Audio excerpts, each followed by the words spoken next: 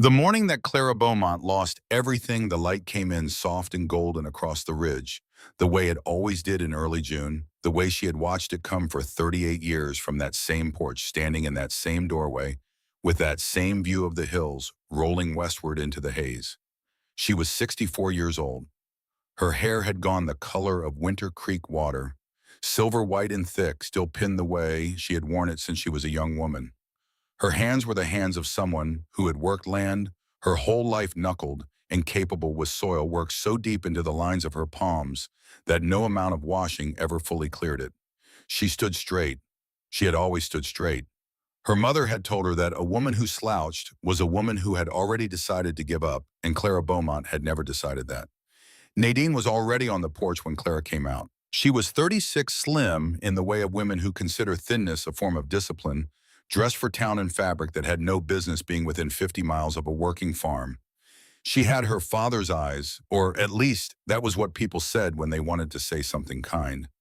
What Clara had always thought privately in the chambers of her own mind, where she permitted herself honesty, was that Nadine had her father's eyes and none of his warmth. There were 20 silver dollars on the porch rail. Nadine had arranged them in a row edges, touching each one, catching the morning light with the same cold precision as her expression. "This is more than the law requires," Nadine said. Her voice was pleasant. It was always pleasant. That was the thing about Nadine that had always unsettled Clara, the pleasantness, the way cruelty could wear a reasonable tone and call itself practicality. "Father's estate has obligations. The sale of the property will settle the debts and provide me with the capital to start fresh, somewhere more suitable." Clara looked at the coins. Then she looked at the fields beyond the rail, 200 acres of Ozark Hill country that her husband's grandfather had cleared with an axe and a mule team before the war. The hay was already coming in thick this year. The clover in the lower fields was flowering. She could smell it from the porch. "He left this farm to me," Clara said. "He left it to whoever the will named." Nadine smoothed the front of her dress with one hand, a small gesture of dismissal. "You're welcome to speak with Mr. Fowler in town if you'd like clarification on the legal particulars." He handled the paperwork himself.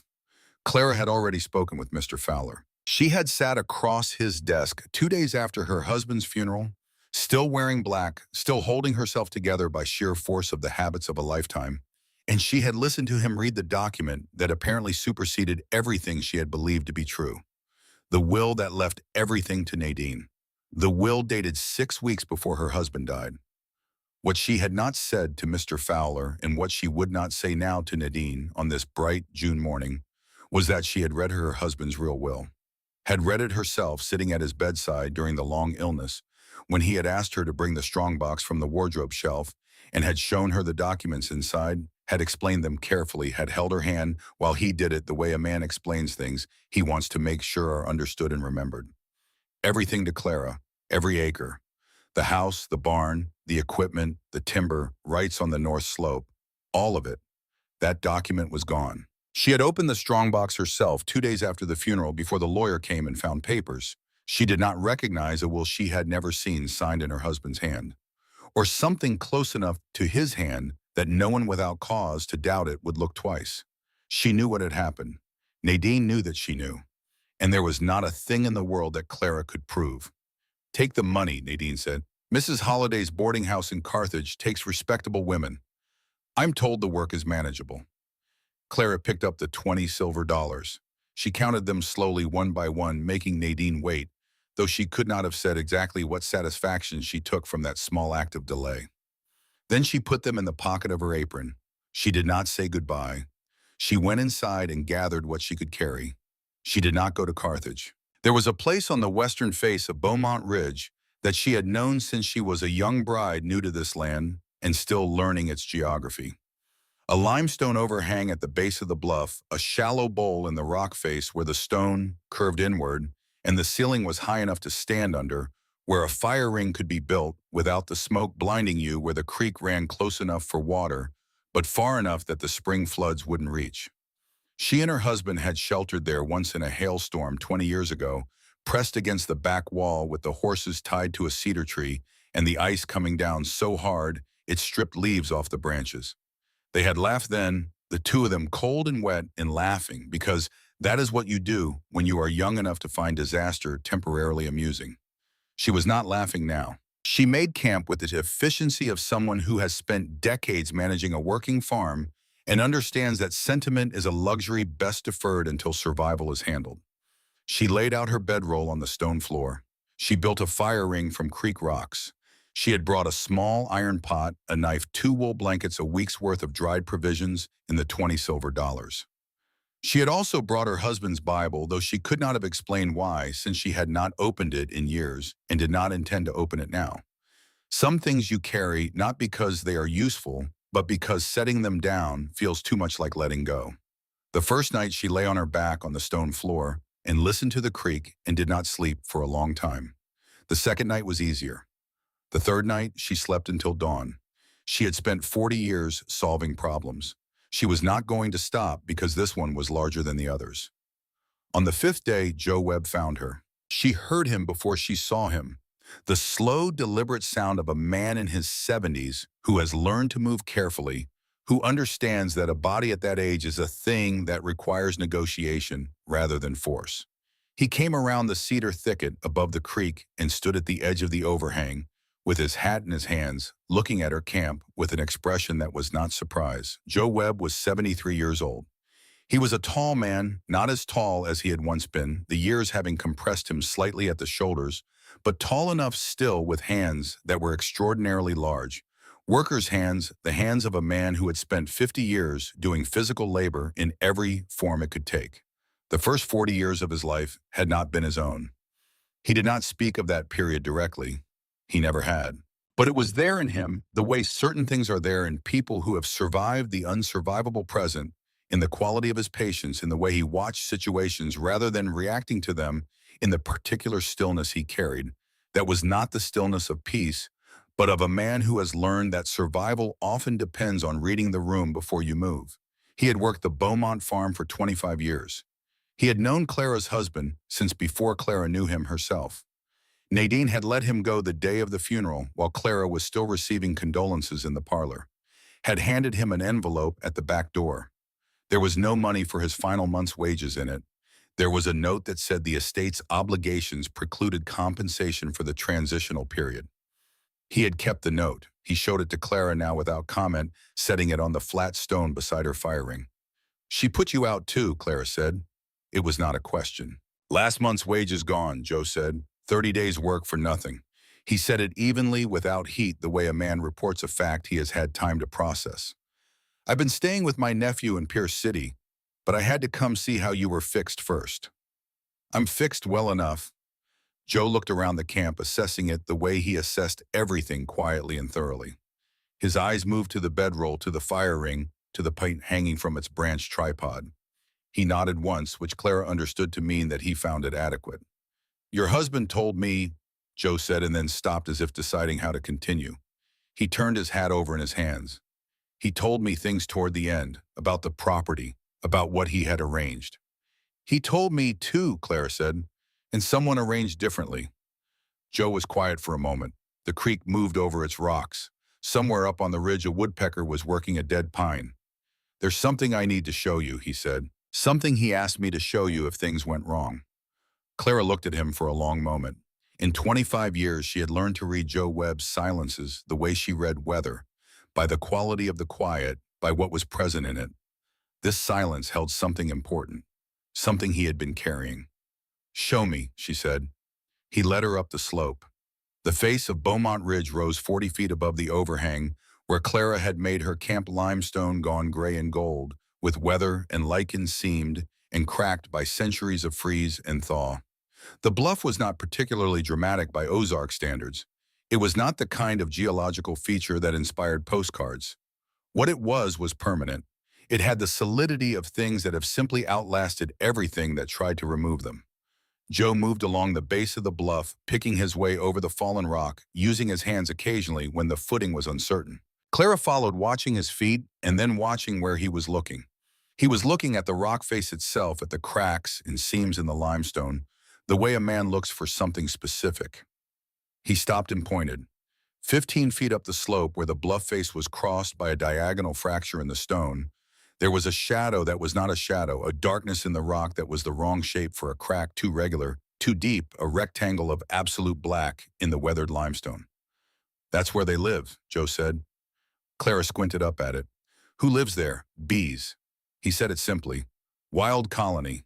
Been in that rock face since before your husband's grandfather cleared the first acre. His grandfather found them. Showed his son. His son showed your husband. A pause. Your husband showed me must be 15 years ago now. Said one day he'd show you too, but there was always something else to tend to, and then there wasn't time. Clara kept looking at the dark crack in the limestone. He used to go up in September, Joe continued. Careful, always careful. Took a few combs, never too many. Left enough for them to make the winter.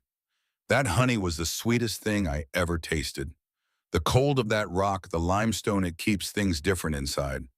Keeps the honey from running thin in summer, keeps it from granulating in winter. Stays perfect. She had eaten that honey every autumn for 38 years. She had eaten it on bread and tea straight from the comb that her husband would bring back from wherever he went on his September morning walks. She had asked him once where it came from. He had said from the hills. She had accepted that because there had been a quality to the answer, a gentleness in the evasion, that told her it was a secret he was not ready to share. She had not pushed.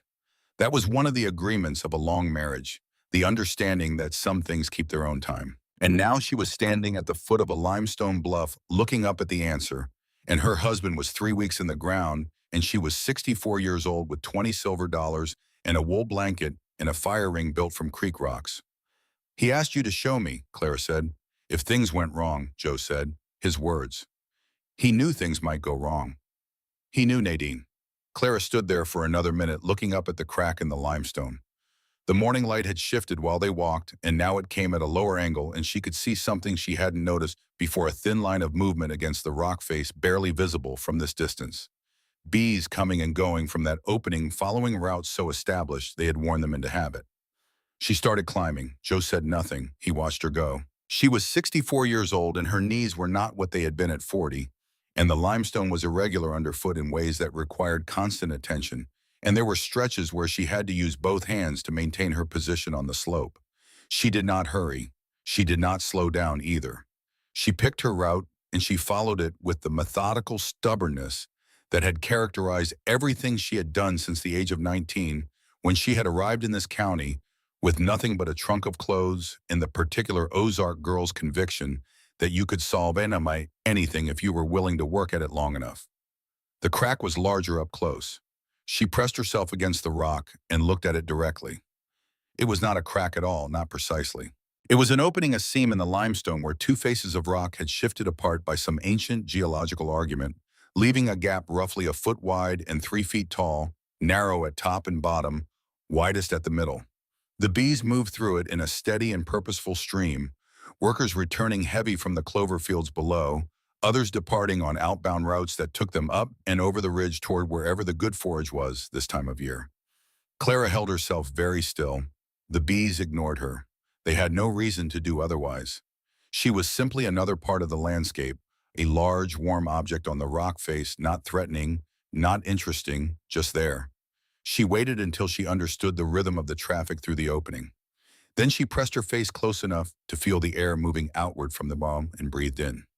The smell that came from inside the rock was unlike anything she could have described precisely. It was cool air over limestone, the mineral clean of deep rock, and under that the thick, warm scent of wax and honey, and 10,000 working insects, sweet in a way that was not cloying but ancient, the sweetness of something that has been tended carefully over many years by people who understood that taking too much was the same as taking everything. 38 years she had been on this land, and she had not known this was here. She thought about her husband walking up this slope every September morning, alone with his small tin pail in his steady hands, and the thought landed somewhere deep in her chest in a way that was not grief exactly, but was adjacent to it, a recognition of love, expressed in the particular language of a man who showed affection through acts of careful tending.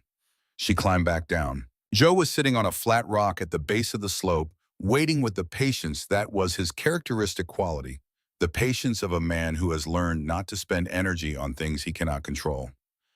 "How deep does it go?" Claire asked. "Don't know precisely.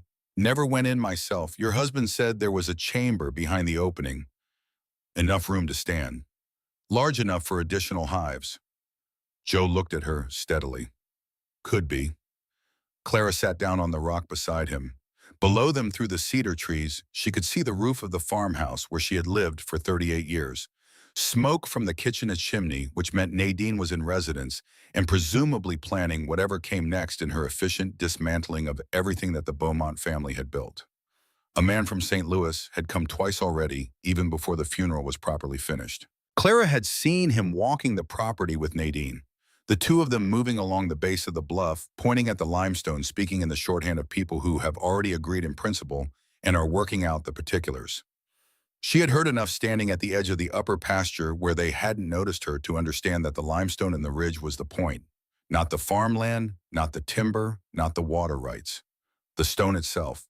There was money in it for gravel, for road building, for the expanding appetite of cities that needed foundations. She understood what happened to a limestone bluff when a man with money decided there was value in its rock. The bees in that crack in the stone would not survive the first blast. Neither would everything her husband had quietly tended for 38 years of September mornings. Neither would the only evidence she had left of a man who had believed in leaving things better than he found them. I don't know the first thing about bees, Clara said. No, Joe agreed. I don't have equipment, I don't have hives, I have 20 silver dollars and a bedroll. True. I've never harvested honey in my life. I've never caught a swarm. I barely understand how a colony works. She paused. And I'm 64 years old.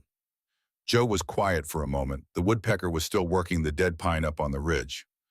Your husband started learning that colony when he was 47, Joe said finally. Took him 2 years before he trusted himself to take the first comb. He told me once he'd never learned anything that required more patience. He had more patience than I do. Maybe. Joe turned his hat over in his hands. But you have something he didn't have. What's that reason? Clara looked at the farmhouse roof again, the smoke from the chimney, the distant shape of Nadine's world proceeding on its planned course, unaware or unconcerned that anything in the landscape might resist it. She thought about the honey she had eaten every autumn for 38 years, always assuming it came from somewhere indefinite from the hills, from somewhere her husband went on his quiet mornings. She thought about a man who spent 40 years tending a thing he loved, without ever feeling the need to explain it or show it off, who asked only at the very end, when he knew he would not be there to protect it himself, that someone who knew the land would show his wife where the sweetness was kept. He had known. He had known that things might go wrong. He had known Nadine had known what she was capable of, and he had done what he could to leave Clara a fighting chance in the form of 10,000 insects living in a crack in a limestone bluff. It was the most practical act of love she had ever witnessed. She stood up. I need to know everything you know, she said, about the colony, about how he worked them, about what's inside that opening. Joe stood too unhurried. That'll take some time to explain. Then start explaining. And you'll need tools, wood for hives, jars eventually. I have 20 silver dollars. It's enough to start. She turned and looked back up the bluff. 15 feet above them, invisible now at this angle, the bees moved in and out of the rock on their ancient routes, indifferent to the human negotiations happening at the base of their home. They had survived on that limestone face since before anyone living could remember. They had survived drought and flood and hard winters and the particular chaos that comes when the land changes hands. They had survived because someone had always been careful with them. Clara Beaumont was 64 years old and alone in the world, in ways she had not been since before she married, and she had nothing in her immediate possession except 20 silver dollars, a wool blanket, and a cast iron pot. But she had the ridge, and the ridge had the bees, and the bees had been waiting in that crack in the limestone for 38 years, surviving on the quiet tending of a man who was gone, and on the cool constancy of the rock around them, and on something that might have been patience if bees were capable of it, or might have simply been the biological certainty of an organism that has found its ideal place and sees no reason to leave. She pressed one hand flat against the limestone face of the ridge, feeling the cold of it, the solidity of stone that had been here since before any family had ever claimed any acre of this land. She pulled a small notebook from her apron pocket, The same notebook she used for keeping farm records, for tallying feed costs and yield estimates and the thousand small accountings of agricultural life.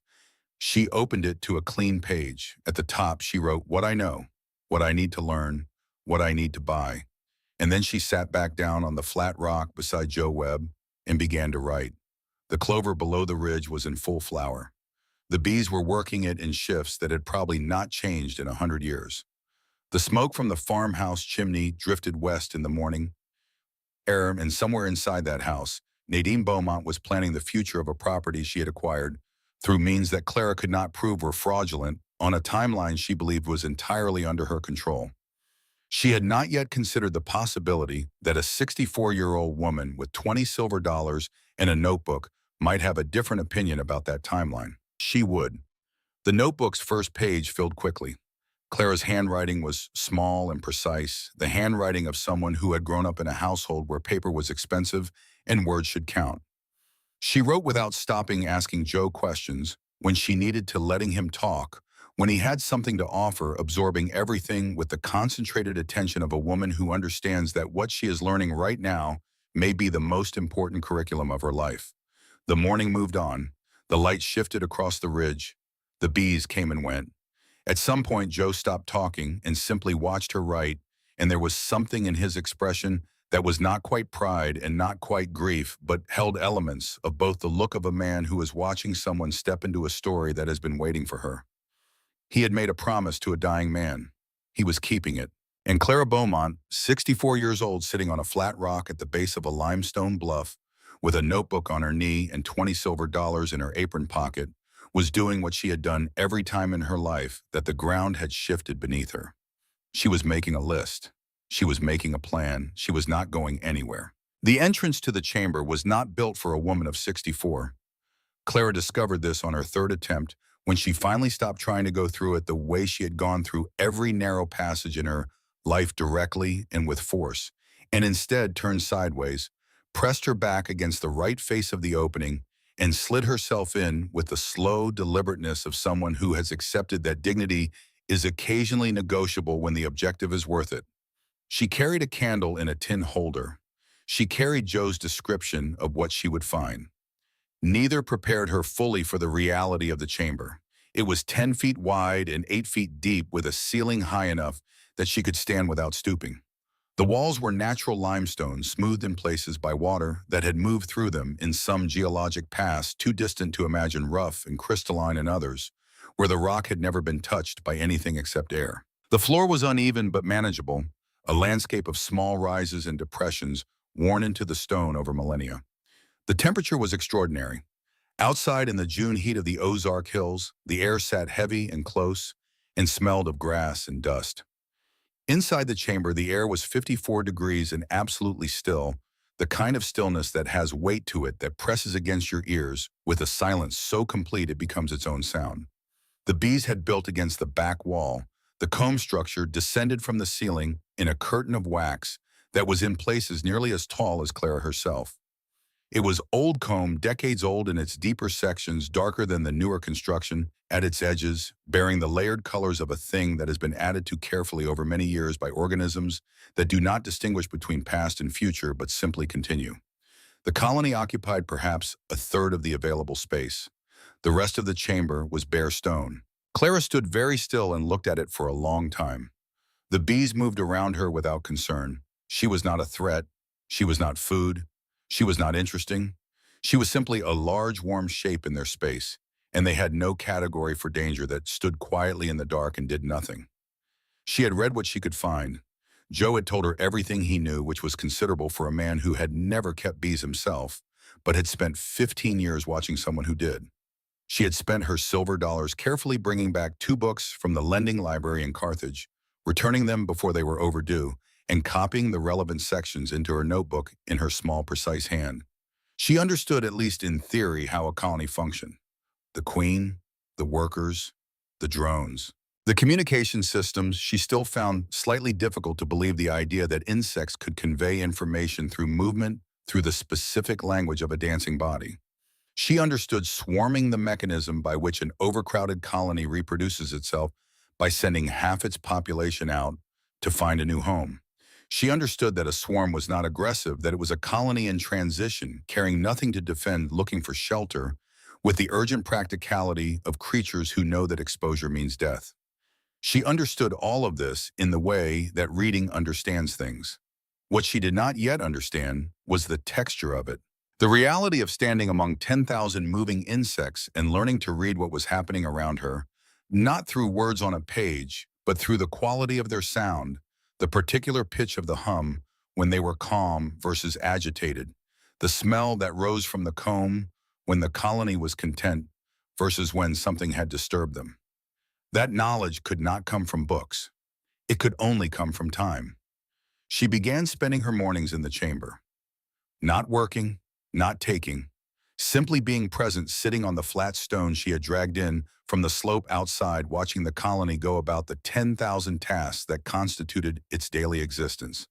She watched the workers fan their wings at the entrance to regulate the temperature, a living ventilation system so precisely calibrated that the air in the chamber stayed within 2 degrees of 54, regardless of what the Ozark summer was doing outside. She watched the comb builders' workers half submerged in cells they were extending with the patient geometry of creatures for whom architecture is instinct. She watched the foragers return heavy and purposeful and felt the chamber change slightly as they came in, a small increase in warmth, a shift in the sweetness of the air. She was stung 11 times in the first week, twice in the second, once in the third. The stings taught her things the books did not cover. They taught her that moving quickly was an invitation. They taught her that breathing directly onto the comb was an aggravation. They taught her that the smell of fear, which is a real and chemical thing, changed something in the air around the colony in ways that produced an immediate and pointed response. She learned to breathe slowly. She learned to move as if she had nowhere to be and all the time in the world to get there. She learned that patience was not a personality trait in this context, but a technique, a specific physical practice, the deliberate slowing of her own biology to match the rhythms of something that operated on a timescale entirely different from human urgency. Joe came when she needed him and left her alone when she didn't. He had skills she lacked. He was a carpenter of the practical school, not a man for fine furniture or decorative work, but someone who could look at a piece of fallen timber and see what it could become with a handsaw and a plane in time. He built her first log hive from a section of hollow oak he found on the north slope, cleaning out the interior with a spoke shave fitting a rough top bar of split cedar, sealing the exterior with a mixture of pine resin and beeswax that he rendered himself in Clara's iron pot over a low fire. It was not elegant. It was not the manufactured box hives she had seen illustrated in her library books. It was a vessel for a living thing, and it was solid, and it would hold. She placed it in the chamber in early July, positioning it against the left wall, not too close to the wild colony, not so far that the swarming bees wouldn't find it immediately appealing. Then she waited. Bees swarm when their space runs out. The original colony against the back wall was thriving, had been thriving for decades, filling its comb with the systematic efficiency of a community that has long since solved its basic problems and is simply executing solutions that work. At some point in the natural cycle of a successful colony, the queen would lead half the workers out in search of new territory, leaving behind a new queen to continue in the original location. That swarm would need somewhere to go. Clara was providing somewhere. The first swarm came on July 17th, a living cloud of 20,000 bees that emerged from the crack in the ridge with a sound like a rope being cut, a single sharp increase in the hum of the ridge that Clara heard from her camp below and recognized immediately, climbing the slope in her work boots, with her heart doing something she could not quite name, excitement or fear, or the particular alertness of someone who has been waiting for a specific thing and suddenly knows it is happening. The swarm settled briefly on a cedar branch outside the entrance, a mass of bees clustering into the shape of an enormous teardrop, quivering alive, temporarily suspended between the old home and the new. Then, as if a decision had been reached by consensus too quiet for human perception, it moved. Into the gap in the limestone, into the darkness, into the log hive on the left wall. Clara sat at the entrance to the chamber and listened to the sound of it. A new colony taking possession of a space has a particular quality to it, a change in the acoustic character of the air, an increase in purposeful movement, a new thread of sound woven into the existing hum of the wild colony.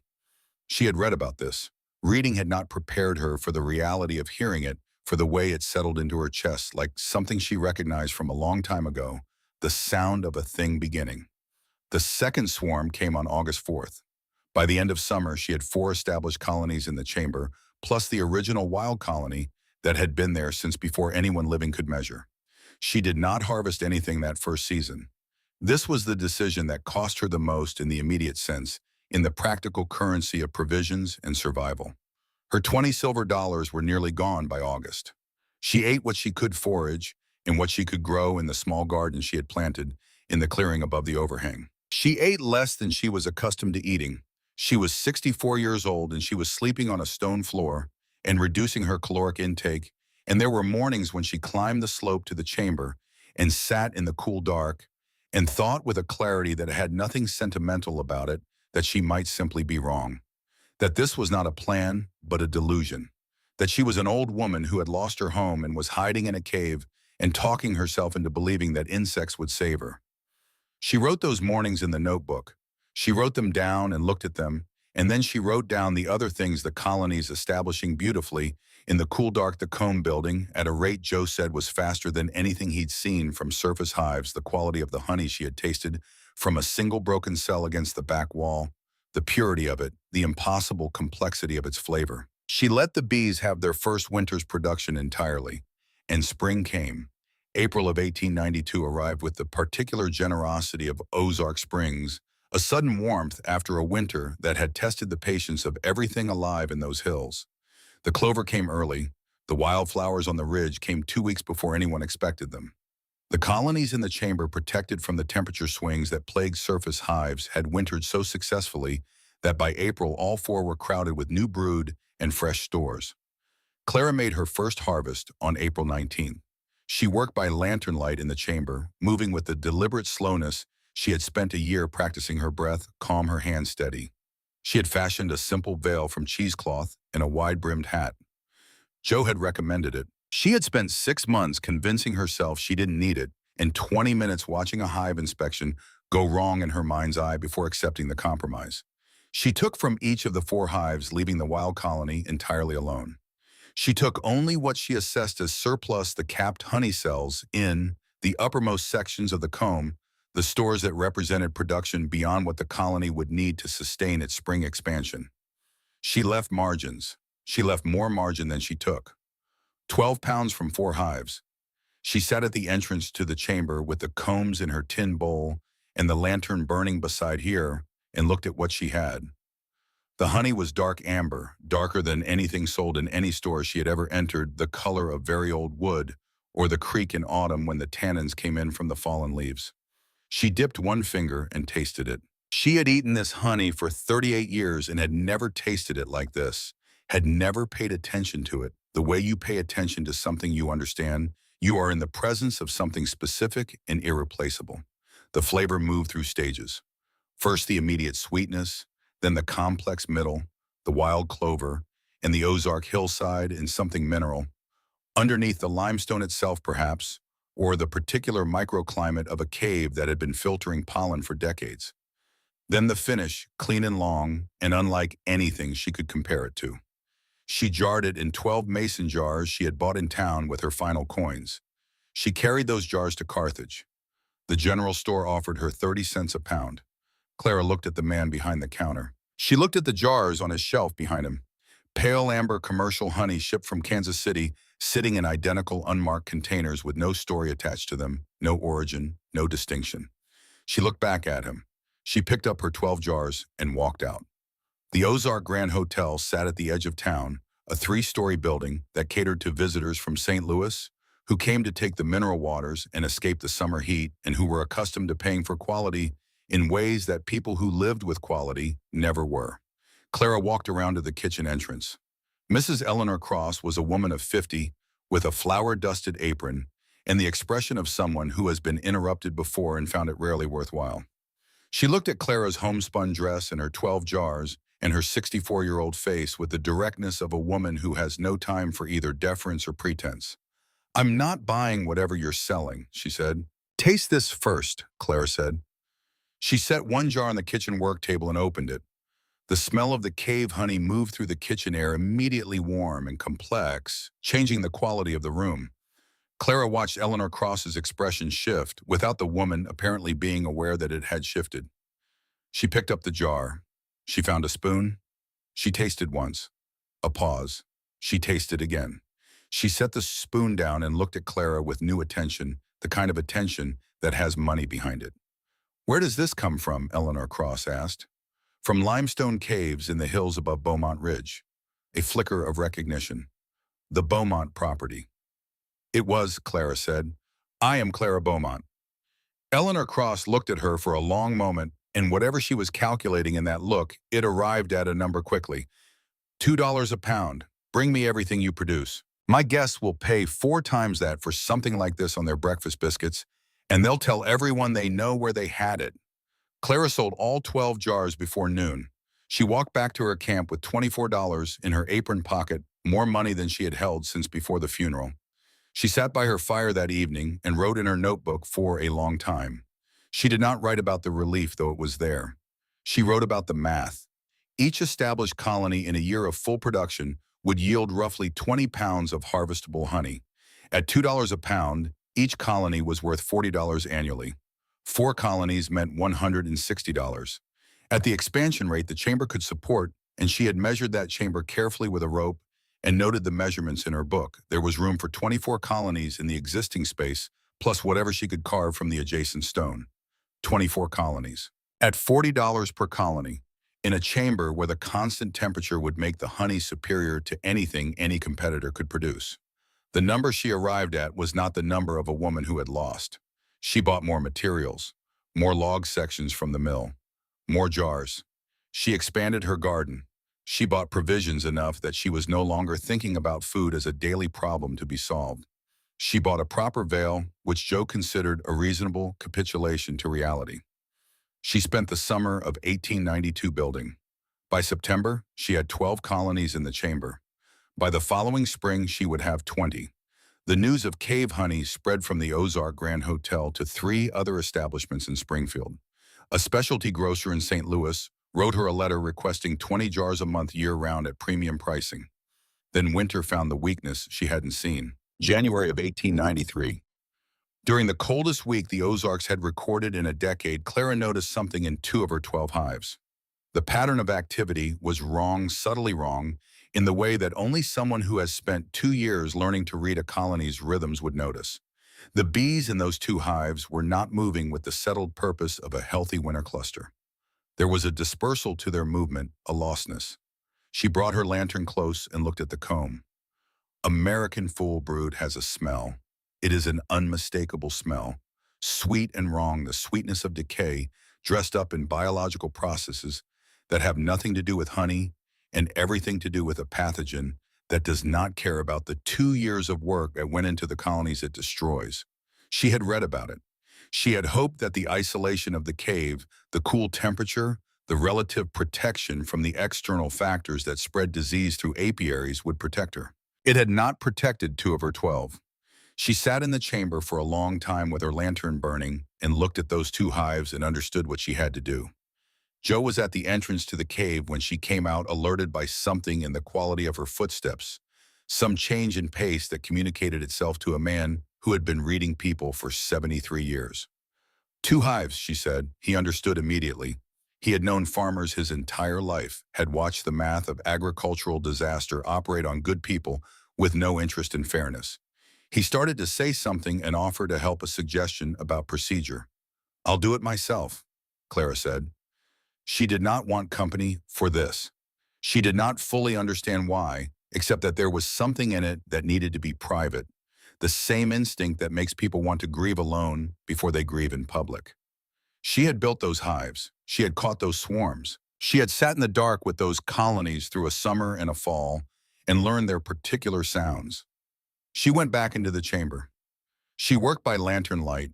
She removed the hive bodies frame by frame, careful even now, even in the act of ending them, not to disturb the other 10 hives around her.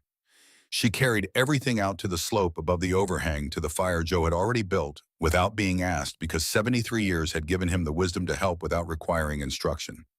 She burned the infected material completely. 2 hives, 40 pounds of honey she would not sell, 6 months of work she would not recover. She stood by the fire until it burned down to coals, and then she went back into the chamber and sat among her 10 remaining colonies and listened to them breathe in the dark 10 living systems that had survived the winter. Intact 10 sources of a product that she was beginning to understand was unlike anything else available within 3 states. She did not weep at the fire. She wept in the chamber briefly and efficiently because she had not given herself any other place to do it, and because the bees genuinely did not care, and that was oddly the most comforting thing about them. Then she opened her notebook and began calculating what she would need to do to be at 20 hives by spring. Spring came. She reached 20 hives by April. The Springfield restaurants were now ordering monthly. Eleanor Cross had started billing the cave honey on the menu by name, Beaumont Ridge Cave Honey, and guests were asking for it, specifically were mentioning it in the letters they wrote home to St. Louis, were requesting that their hostesses serve it when they came to dinner. The St. Louis grocer who had written to her the previous year was now writing monthly, increasing his order, asking if she could guarantee supply. The name was spreading in the way that genuinely distinctive things spread, not through advertising, but through the mechanism of people who have tasted something real, feeling compelled to tell someone about it. It was in this way that Douglas Alderman came to know about Beaumont Ridge Cave Honey before he knew what Beaumont Ridge was. Clara learned this from Eleanor Cross, who mentioned it in the way of a woman sharing a piece of intelligence she thought the other woman might find useful. Alderman had dined at the Ozark Grand 3 weeks ago. He had asked about the cave honey specifically. He had asked where it came from. Eleanor had told him the hills above Beaumont Ridge and Alderman had gone quiet in a way that she found interesting enough to remember and report. He was the same man who had been walking the Beaumont property with Nadine pointing at the limestone bluff pricing the stone. He was buying Clara's honey through restaurants in St. Louis without knowing he was giving money to the woman whose home he intended to destroy. Clara sat with this information for a long time. She did not share it with Joe immediately. She wrote it in the notebook. She looked at it from several angles, the way she looked at a problem on paper, considering its geometry, its implications, the ways it might be useful. Then Ruth mentioned over their next transaction that she had heard from the hotel owner that Alderman and Nadine had progressed in their negotiations. Papers would be signed within the month. The bluff would be sold, surveyed, and preparations for quarrying would begin before the summer was out. Clara closed her notebook. She had 20 hives. She had documented sales receipts going back 18 months. She had a 3-year supply contract with the Ozark Grand Hotel signed and sealed, representing a guaranteed minimum revenue that she had calculated carefully and which exceeded the assessed value of the land itself as farmland. She had $400 in cash saved coin by coin over 18 months of selling honey at $2 a pound while living on as little as a woman who had spent decades running a working farm could manage to live on. She had everything she needed to walk into a bank. The morning she put on her best dress and walked into the offices of the Carthage Savings and Trust, the temperature on the main street was already climbing toward 90. The dress was 4 years old and had not been worn since a funeral that now occupied a different kind of significance in her memory than it had at the time. She wore her hair up, properly pinned, in a way that communicated the kind of order that bankers respond to. Thomas Briggs ran the Carthage Savings and Trust the way certain men of that era ran things, with a combination of genuine competence and reflexive skepticism toward anything that arrived in his office outside the normal channels. He was 67, thin, with the precise and guarded manner of a man who has seen enough desperate people to have developed an immunity to desperation. He listened to Clara's entire presentation without interrupting. She had organized it carefully, the receipts in date order, the supply contracts, the inventory of 20 hives with projected production figures, the cash she could put forward against the balance. She spoke without emotion in the language of numbers and documented evidence because she understood that what she was asking for would be evaluated on those terms. When she finished, Briggs looked at the papers for a long time. Then he looked at her. And he said the thing she had not anticipated, the thing that no book had prepared her for, and no amount of practical problem-solving had helped her foresee, because it was not a problem with a solution in the ordinary sense. It was a wall with no door in it. Missouri law, 1891. A widowed woman borrowing against property as a sole applicant required a male cosigner. The law made no exceptions for revenue for collateral for documented business success. It was not a policy. It was not a preference. It was the law as written and as enforced. Clara looked at the papers in front of Briggs. She looked at the numbers she had spent 18 months assembling.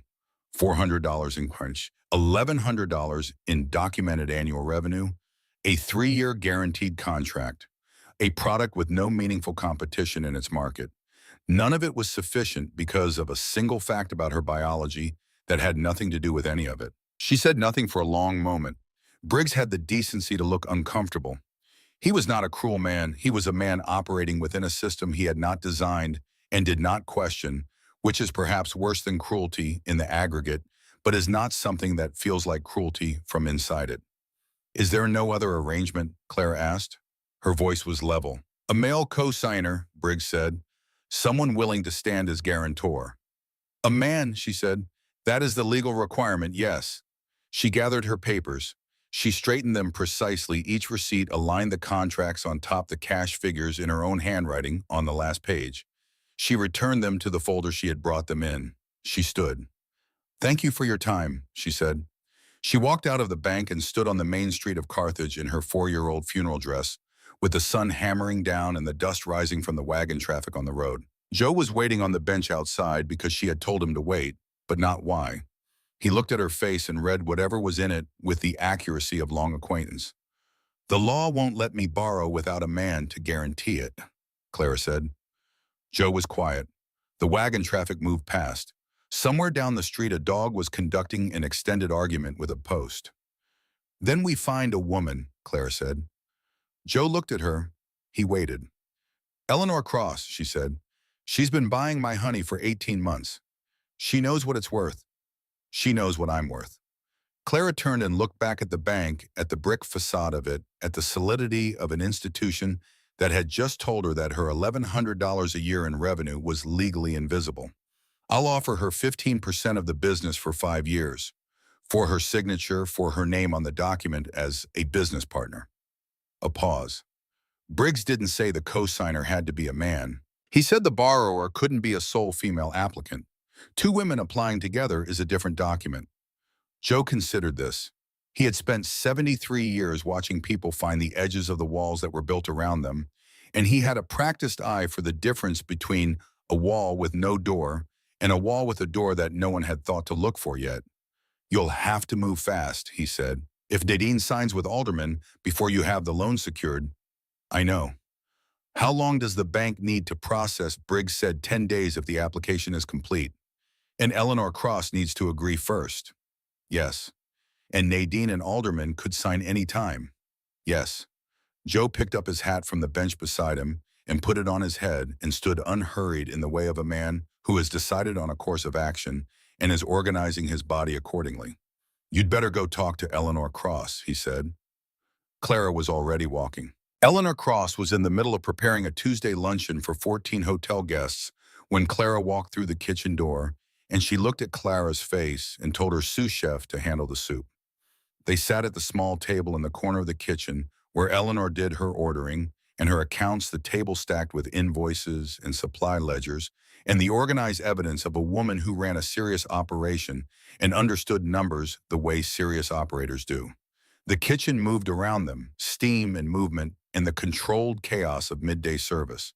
But Eleanor Cross had the quality of a woman who could hold a private conversation in the middle of a battlefield, who had learned through decades of professional necessity to compartmentalize completely. Clara laid out the proposal in the same direct language she had used with Thomas Briggs an hour earlier, except that this time she did not need to explain the value of what she was selling, because Eleanor had been buying it for 18 months and had watched it transform her breakfast service from a standard hotel offering into something guests mentioned by name in their letters home.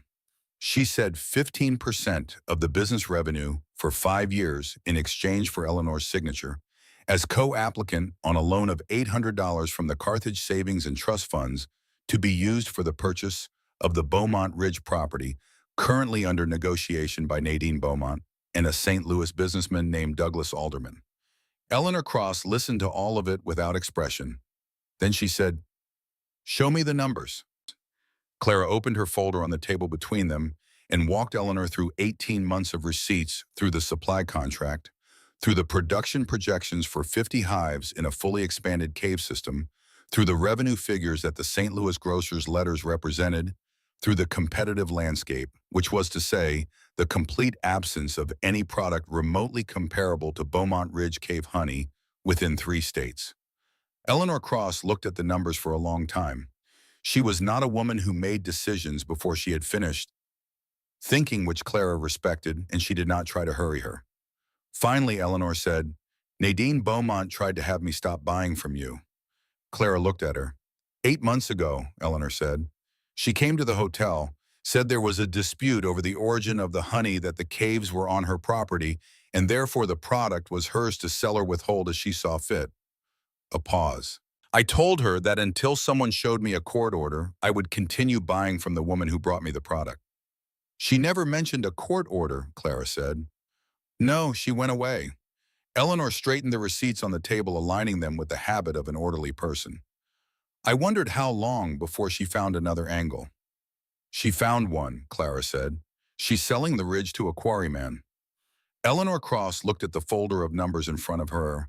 Then she looked at Clara, the long, direct look of a woman taking the full measure of another woman, and Clara held it without flinching, because there was nothing in her situation that she was ashamed of, and nothing she needed to hide. 20%, Eleanor said, for 5 years, and I want the right to sell cave honey directly through the hotel gift shop at my own retail margin. Done, Clara said. Eleanor Cross stood up, retied her apron, and called her sous chef back to the soup. I'll be at the bank at 9 o'clock tomorrow morning, she said over her shoulder. Don't be late. Clara walked back through the kitchen door and into the afternoon heat of Carthage's main street and stood for a moment with her eyes closed, not in relief exactly, but in the particular stillness that comes when a piece of machinery you have been building finally engages and begins to move. Joe was still on the bench. Well, he said. 9 o'clock tomorrow morning, Clara said. He nodded once, the single nod that meant he was satisfied. They walked back to the livery where Joe had arranged the wagon, and Clara sat beside him on the bench as he turned the horse toward the ridge, and neither of them said much because there was not much that needed saying. The deal was made. The bank was next. After the bank came the harder thing. Thomas Briggs received them at 9 the following morning with the careful neutrality of a man who has had time overnight to examine his own legal position and arrived at nuance. 2 women co-applying was, as Clara had correctly identified, technically distinct from a single female applicant. It existed in a gray area of the statutes that Briggs had apparently spent some portion of his evening reviewing, because when they sat down he had a specific section of Missouri banking law open on his desk marked with a slip of paper. It was not comfortable for him, that was visible. But Thomas Briggs was at the core of his character, a man who believed in sound lending, which meant he believed in documented revenue, in viable collateral, in the probability of repayment, and every piece of evidence in Clara's folder pointed clearly in one direction, regardless of what the law had been designed to assume about women's capacity for business. He approved the application. Processing would take 10 days. Clara left the bank with Eleanor Cross and shook her hand on the street in front of it, a brief and businesslike exchange, the handshake of 2 women who have made an agreement and intend to keep it. 10 days, Eleanor said. I know. Do you know where Nadine Beaumont is in her negotiations with aldermen? Not precisely, Clara said, but I intend to find out.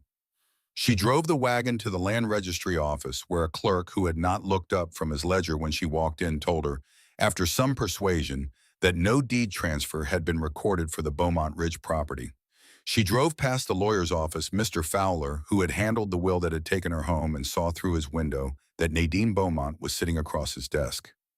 She did not stop. She drove back to the ridge and climbed to the chamber and sat among her 20 hives in the cool dark and thought. The 10 days that followed were not comfortable days. They were the days of a woman who has done everything she can do and is waiting on processes that move at their own pace, indifferent to the urgency of anyone's situation. She worked the hives with the focused concentration of someone who needs her hands occupied so her mind doesn't eat itself. She expanded the chamber's second alcove, the extension she had been chipping at for months with a hammer and cold chisel, working the soft limestone in the hours when the bees were less active. She wrote in her notebook every evening long entries that worked through contingencies, that mapped out what she would do if the bank was slow, if Nadine signed before the 10 days were up, if Alderman moved faster than expected. On the 8th day, Eleanor Cross sent a note by the hotel's errand boy. It arrived at the overhang camp in the late afternoon, and Joe brought it up to Clara at the chamber entrance. Clara read it standing on the slope with the evening light coming gold across the ridge. Alderman had been at the hotel for dinner the previous evening. He had ordered the cave honey with his biscuits. He had asked Eleanor Cross, as he apparently asked every time, where precisely the honey came from. Eleanor had told him for the first time with full specificity from limestone caves in the face of Beaumont Ridge, produced by a woman named Clara Beaumont, who had been operating the apiary for 2 years. Eleanor's note said that Alderman had put his fork down, that he had asked several careful questions about the extent of the cave system, that he had left dinner earlier than expected and had not finished his biscuits. Clara folded the note and put it in her apron pocket and stood on the slope for a moment looking out over the Ozark Hills in the evening light. Then she went back into the chamber and continued chipping at the limestone. The loan was approved on the morning of the 10th day. Clara rode to town with Joe in the wagon and signed the papers in Briggs's office, with Eleanor Cross seated beside her, and the bank draft was made out in both their names, $800. And the moment the ink dried on her signature, Clara felt something change in the composition of the air around her. Some weight that had been pressing since the morning of the 20 silver dollars lifting, fractionally not gone, but no longer the only thing. She drove directly from the bank to the Beaumont farm. The driveway looked different to her now, not because it had changed, but because she had changed, because the last time she had traveled, she had been leaving with her belongings in a cloth bag, and now she was arriving in a borrowed wagon with a bank draft in her apron pocket. The elm trees her husband had planted along the drive 30 years ago had put on new growth this spring, as they always did, as they would continue to do regardless of who claimed ownership of the ground their roots were in. Nadine was on the porch. She had seen the wagon coming up the drive, Clara supposed, and had come out because she was that kind of woman, the kind who meets things standing up rather than waiting to be found sitting down. Clara gave her that. Whatever else Nadine Beaumont was, she was not a coward. Clara climbed down from the wagon without hurrying. She walked to the porch steps and stopped. The two women looked at each other across the distance of 3 years and everything that had happened in them. Nadine spoke first. "Whatever you think you're doing, I'm buying this property," Clara said. $800, cash equivalent, in the form of a bank draft from Carthage Savings and Trust issued this morning. Nadine's expression did not change immediately. It changed the way stone cracks in a hard frost, invisibly at first, and then all at once. "Alderman has already agreed to purchase. The papers are with Mr. Fowler." "The papers aren't signed," Clara said. "I checked the registry office this morning before I went to the bank. No transfer has been recorded. No consideration has changed hands." She took the bank draft from her apron pocket and held it between 2 fingers. "I'm matching his offer. You can take mine today, or you can wait for his." "Why would I take yours?" The pleasantness was still in Nadine's voice, but it was working harder now, the way a dam sounds different when the water behind it rises. "His offer is the same amount, and he has no history with this property that complicates the transaction." "He has a problem with this property," Clara said. "That's why I'm here." She had thought about how to do this on the drive over. She had considered the version that revealed everything at once, and the version that revealed only what was necessary and nothing more. And she had chosen the second because she had learned from 38 years of managing a working farm that the minimum effective intervention was always preferable to the maximum dramatic one. "Douglas Alderman has been eating my honey at the Ozark Grand Hotel for the past 3 months," Clara said. "He's been asking about it by name. Yesterday evening, Mrs. Cross told him where it comes from. He now knows that the limestone cave system in Beaumont Ridge, the same formation he intends to quarry for road gravel, is currently occupied by a 20-hive commercial apiary producing the most sought-after specialty honey in 3 states. Nadine said nothing. "He also knows because Mrs. Cross told him that I have been operating this apiary for 2 years, that I have commercial contracts, and that my operation is the source of a product his own restaurants in St. Louis are purchasing at premium prices." Clara kept her voice even. "He is a businessman, a practical man. The same qualities that made him want to buy this property will make him calculate very carefully whether it is more valuable as a limestone quarry or as the exclusive source location of Beaumont Ridge Cave honey." The silence on the porch was complete. Even the elm trees along the drive seemed to have stopped moving. You're bluffing, Nadine said. I've spent 3 years inside that ridge, Clara said. I know the cave system better than any surveyor alderman could hire. I know that the chamber system extends further than the surface formation suggests, and I know that a quarrying operation in the upper bluff would affect the cave structure in ways that would end any honey production permanently. She paused. But Alderman doesn't know that yet. What he knows right now is that there's a producing apiary in the rock he wants to blast apart. That's enough to make him want a survey. That survey will take time. And while he waits for it, my offer is on the table. Clara set the bank draft on the porch rail in the exact place where 3 years ago, Nadine had arranged 20 silver dollars in a careful row. $800, Clara said. Clean, today, no lawyers, no surveys, no delays. Nadine looked at the bank draft. She looked at Clara. She looked at the draft again.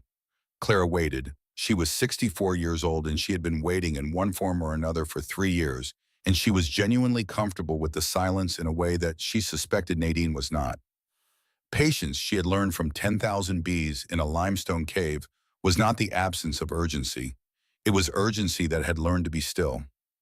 Nadine picked up the bank draft. She read it. She read it again.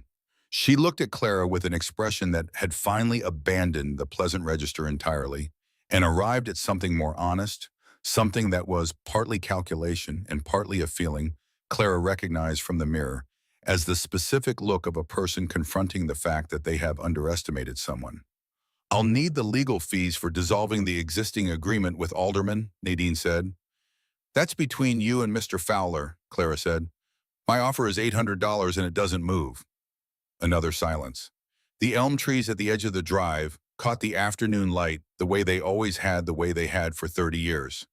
A red-tailed hawk moved in a slow circle above the north pasture. The clover in the lower field, visible over the fence line from where Clara stood, was in full June flower white and deep pink against the green, and somewhere above the ridge, the bees were working it in the steady, unhurried shifts of creatures for whom the economics of abundance are simply the structure of every available day.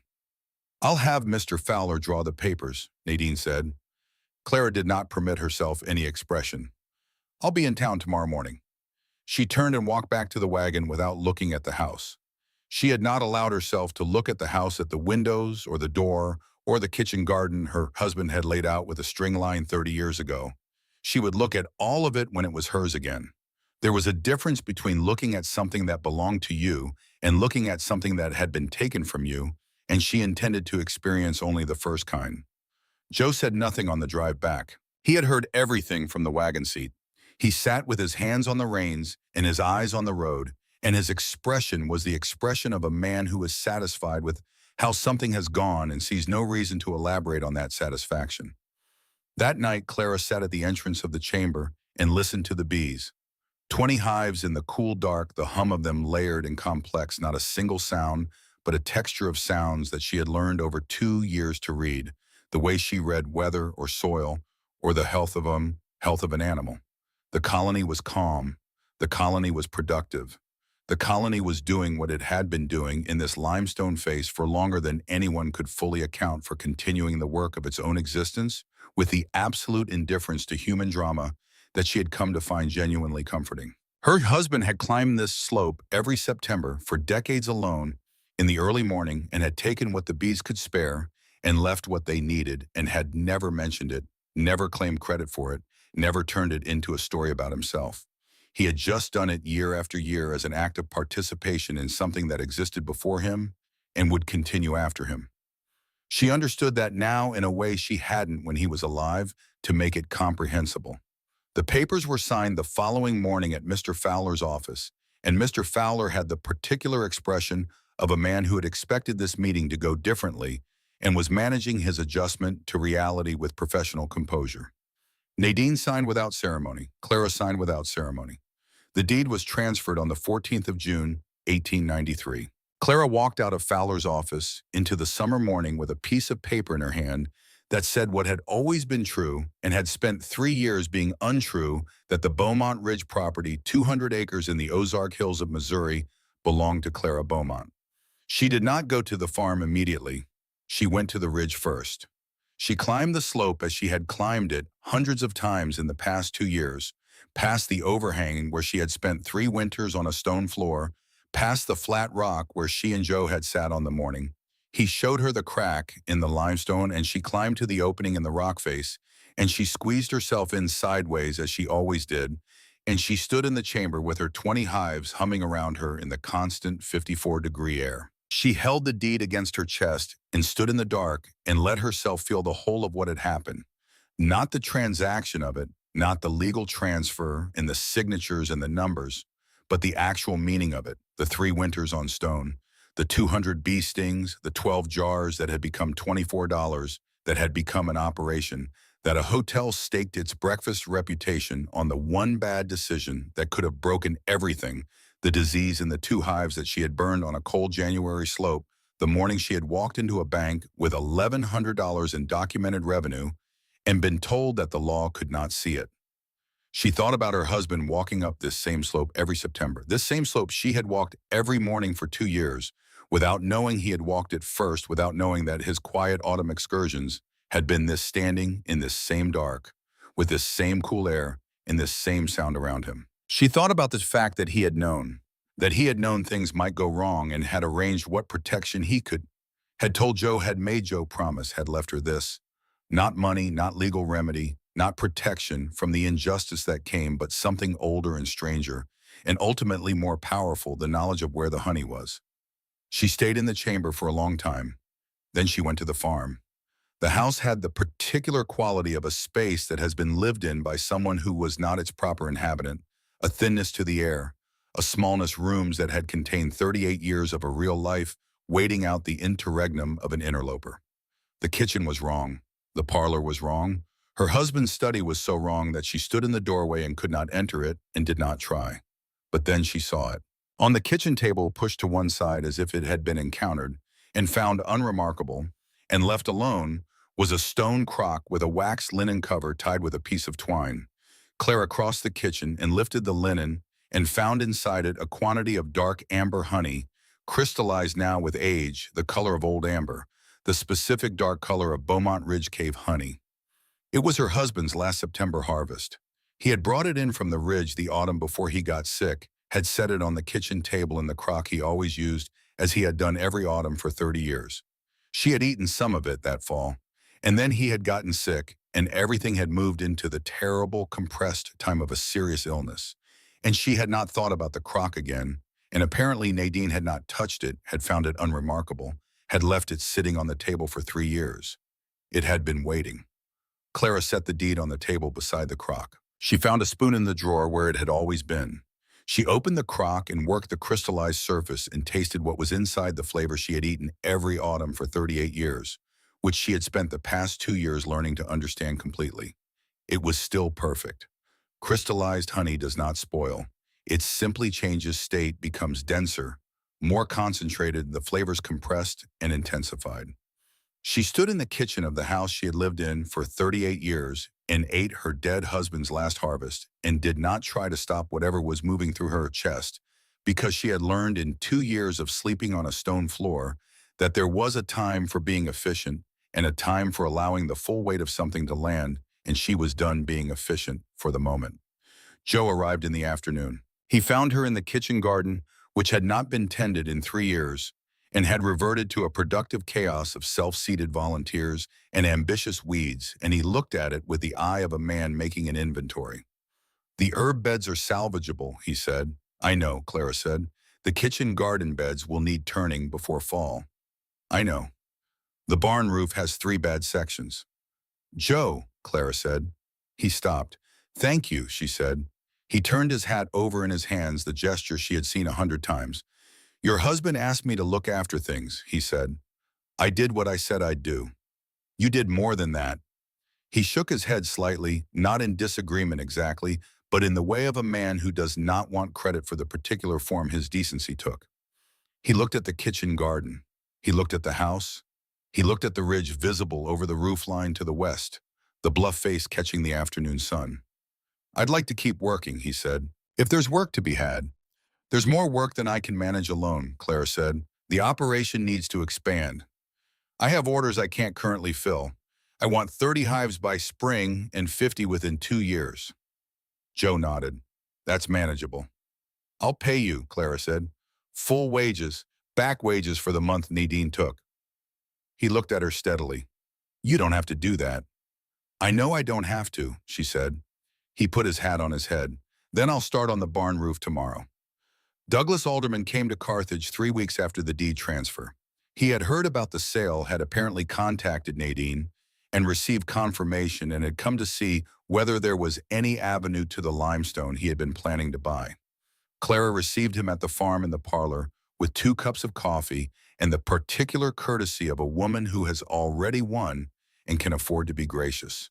He was a businessman, as she had told Nadine, and he conducted himself as one. He made 3 distinct attempts to purchase the property, each at a higher price, each framed in different terms.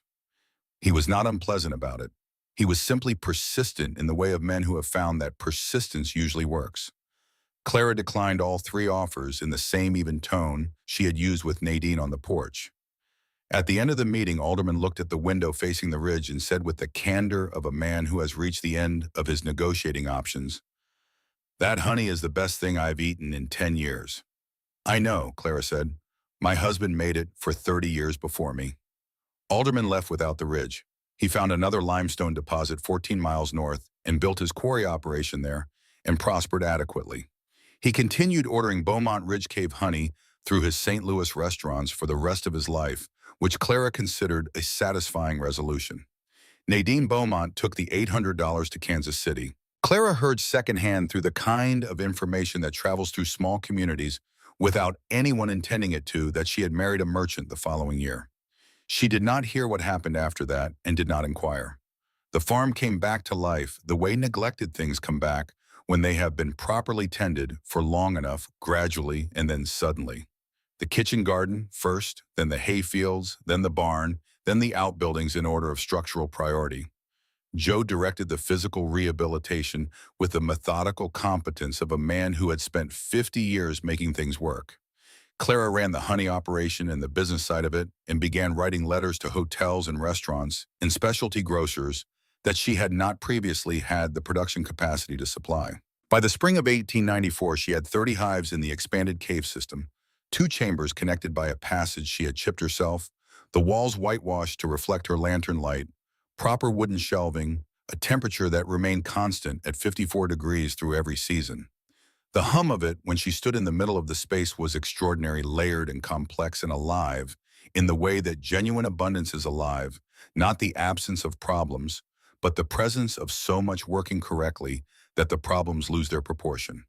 The Beaumont Ridge Cave Honey Company, as the Springfield newspaper called it, in a piece that ran in the autumn of 1894 and was reprinted in 2 St. Louis papers, was by any measure a success. But the word that Clara used in her own notebook in her own careful handwriting was not success. The word she used was continuation, because that was what it was.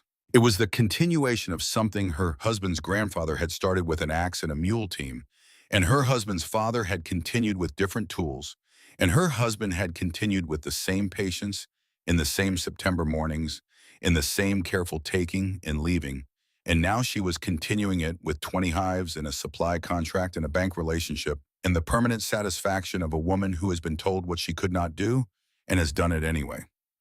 The wild colony against the back wall of the original chamber had never been touched. Clara had kept the same practice. Her husband kept visiting it in September, taking nothing, making sure the entrance was clear, leaving it as she found it. The colony had no awareness of the human drama that had surrounded it for 3 years, had no knowledge that its home had nearly been blasted apart for road gravel, had no opinion about the legal proceedings and the bank negotiations and the confrontation on the porch with the 20 silver dollars. It simply continued, as it had continued for decades before Clara Beaumont came to the ridge with a candle and a notebook, and as it would continue long after any individual human story reached its conclusion. The Springfield Historical Society sent a representative in 1897 to document what they were calling the most productive specialty honey operation in the state of Missouri. He was a young man with a notebook, which Clara found amusing, and he wanted to know how she had built it and why she had not given up, and whether she had any advice for other women attempting to establish independent businesses. Clara thought about this for a moment, standing at the entrance to the cave chamber with the sound of 30 hives behind her. She said, learn what you're working with before you try to use it. Leave more than you take. Do not mistake patience for weakness in yourself or in anything else. And if someone counts out 20 silver dollars on a porch rail and tells you that's all you're worth, find the nearest limestone bluff and start climbing. The young man wrote it all down. Joe worked the Beaumont farm for 11 more years. He died in the spring of 1904 at the age of 84 in the small cottage Clara had built for him at the edge of the north pasture, in a bed with clean sheets and a window that looked out toward the ridge. She buried him on the hill behind the house next to her husband, and she had the headstone carved with an inscription that said what was true and sufficient. He showed me where to start. The operation she had built from 12 jars and 20 silver dollars grew to 50 hives, then held there because Clara had learned from the bees themselves that the optimal scale of any operation was the scale at which quality could be maintained completely, and she was not interested in growth for its own sake. She was interested in the honey. She was interested in making the thing that had been made in that ridge for longer than any Beaumont had owned any acre of it, made with the same care and the same restraint and the same understanding that you took what was offered and left what was needed.